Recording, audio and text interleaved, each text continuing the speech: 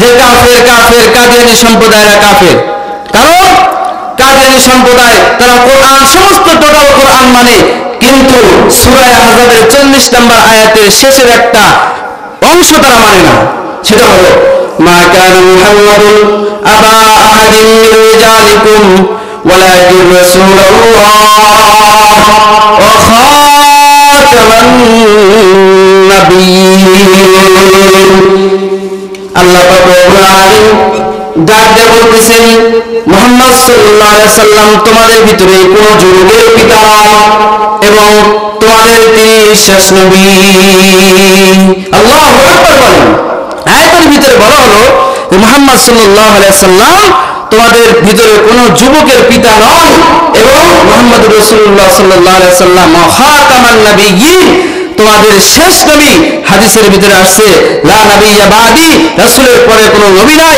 কিন্তু দেখেন কাদিয়ানীরা যতই কোরআন মানুক, যতই নামাজ পড়ুক, যতই তাসবিহ তাহলিল করুক, যতই পাঞ্জাবি গাইতে ঘুরুক, যতই তুমি মালাজ দিক, যতই এভাবে মসজিদ তৈরি করুক, যা কিছু তৈরি করুক না কেন, কারণ তারা নিঃসন্দেহে কাফের।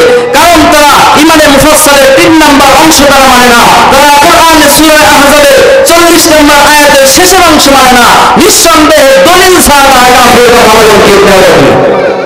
কারণ দলিল যদি আপনি জিগাইতে চান আপনিও কাফের হয়ে যাবেন। এজন্য তাদেরকে বিনা সন্দেহে বিনা দলিলে কাফের বলতে হবে। কারণ তারা কোরআন মানে না। কিছু শিক্ষিত আছে যারা বলে কাদিয়ানীদেরকে কাফের বলে হুজুররা কি জন্য? তারাও তো নামাজ পড়ে, তারাও তো রোজা রাখে, তারাও তো দান সদকা করে, সব কিছু করে, কিন্তু হুজুররা কাফের করে কি জন্য?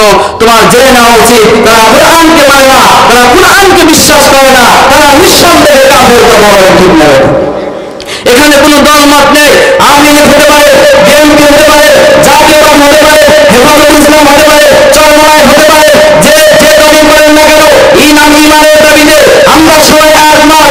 কাফের কাফের, কাদিয়ানী সম্প্রদায় কাফের। কথা বলেন ঠিক না দেখি? কারণ এখানে আপনি দলিল জিজ্ঞেস করতে আসবেন, আপনি যদি দলিল জিজ্ঞেস করেন আপনিও কাফের হয়ে যাবেন।